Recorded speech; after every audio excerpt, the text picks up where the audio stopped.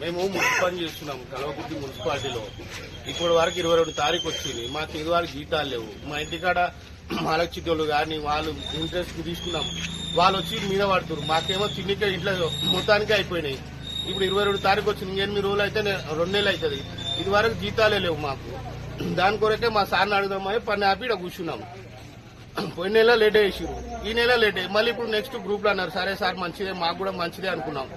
మళ్ళీ వచ్చే నెల కూడా ఇప్పటికే జీతాలు పడినప్పుడు వచ్చే నెల మాకు గ్రూప్ లో ఎప్పుడు చేసుకుందాం. మళ్ళీ అది కూడా మళ్ళీ అప్పుడు కూడా నెల రోజులు ఆగంటే మేము ఏడంగా తినాలి, ఏం బతకాలి, ఏం వర్క్ చేయాలి.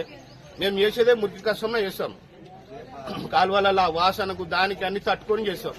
మాకు ఇంట్లో ఫుడ్ కూడా లేకపోతే ఇంకేం వర్క్ చేయగలుగుతాం మేము బయట?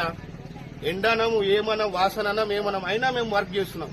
మా పూటనే ఇట్లా కొడితే మరి మేము ఎట్లా చేయాలి, వర్క్ ఏం చేయాలి? అందుకే మాకు ఇబ్బంది అయ్యే ఇంట్లో ఏం లేకనే ఆఫీస్ కాడ వచ్చి ఆగినాం. ఆగి మా సార్ వచ్చి ఏం సమాధానం చెప్పాడని ఆగి నిలబడ్డాం.